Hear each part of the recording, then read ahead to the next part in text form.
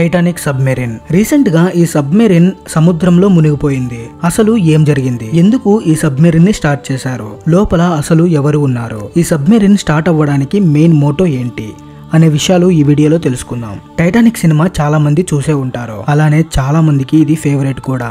కానీ అది ఒక ఫిక్షనల్ స్టోరీ. అందులో ఉండే లవ్ స్టోరీ మొత్తం ఫిక్షనల్. కానీ టైటానిక్ షిప్ మాత్రం నిజంగానే మునిగిపోయింది. ఇంకా టైటానిక్ కి కూడా ఒక పెద్ద మిస్టరీ అయితే ఉంది. అసలు మునిగిపోయిన టైటానిక్ కి అలాగే ఈ సబ్మెరీన్ కి సంబంధం ఏమిటి? టైటానిక్ మూవీ వచ్చినప్పటి నుండి ఆ షిప్ ని చూడడానికి చాలా మంది ఇంట్రెస్ట్ చూపిస్తున్నారు. కానీ టైటానిక్ స్టార్ట్ అయిన రోజే మునిగిపోయింది.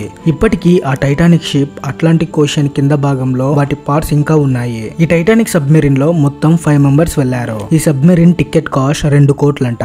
వాళ్ళందరూ మన ఇండియా టైం ను బట్టి సండే నైట్ 7:40 స్టార్ట్ అయ్యారు. వాళ్ళందరూ మునిగిపోయిన టైటానిక్ షిప్ ని చూడడానికి వెళ్లారు. ఆ సబ్మెరీన్ లో ఓన్లీ 5 మెంబర్స్ మాత్రమే వెళ్ళొచ్చు. సో ఇంకా యుఎస్ టైమింగ్ లో మార్నింగ్ ఆ సబ్మెరీన్ అట్లాంటిక్ ఓషన్ లోకి దిగింది. టైటానిక్ ఉన్నది 12,000 ఫీట్ల కింద. అంత డీప్ గా వెళ్ళడానికి వీళ్ళు రెడీ అయ్యారు. ఓషియన్ గేట్ అనే కంపెనీ అండర్ వాటర్ లో ఉన్న టైటానిక్ ని చూడడానికి సబ్మెరీన్ ద్వారా లోపలికి తీసుకెళ్తారు. ఈ కంపెనీ 2023లో 4 సార్లు సక్సెస్ఫుల్ గా కంప్లీట్ చేసింది. రీసెంట్ గా జరిగింది 5th ట్రిప్. ఈ ట్రిప్ 8 అవర్స్ పాటు ఉంటుంది. వాళ్ళు జర్నీ స్టార్ట్ చేశారు. జర్నీ స్టార్ట్ చేసిన 1 hour 45 minutes కి సిగ్నల్స్ పోయాయి. మదర్ షిప్ లో ఉన్న మెంబర్ కోస్ట్ గార్డ్ కి ఇన్ఫార్మ్ చేశారు.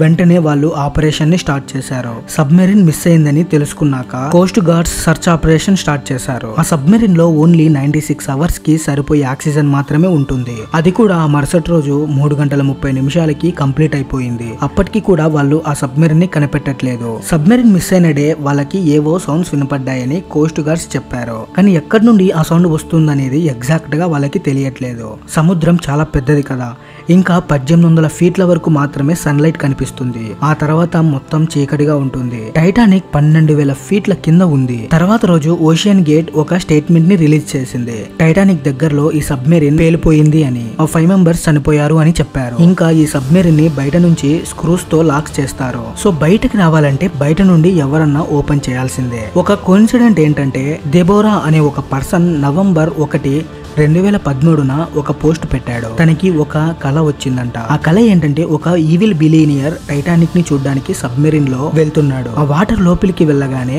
పెద్ద డిజాస్టర్ జరిగి అతను చనిపోయాడు. అది అతనికి వచ్చిన కల.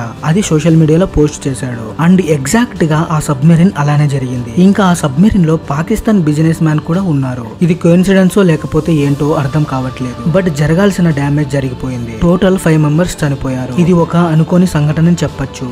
అందుకే ship journey or submarine journey చేసేటప్పుడు 1కి 2 సార్లు చెక్ చేసుకోవాలి. ఈ న్యూస్ విని టైటానిక్ డైరెక్టర్ అయిన జేమ్స్ కెమెరాన్ కూడా బాధపడ్డాడు. జేమ్స్ కెమెరాన్ టైటానిక్ మూవీ తీయక ముందు ఆ టైటానిక్ ని చూడడానికి వెళ్ళేవాడు. ఓవరాల్ గా జేమ్స్ కెమెరాన్ 33 సార్లు చూడడానికి వెళ్ళాడంట.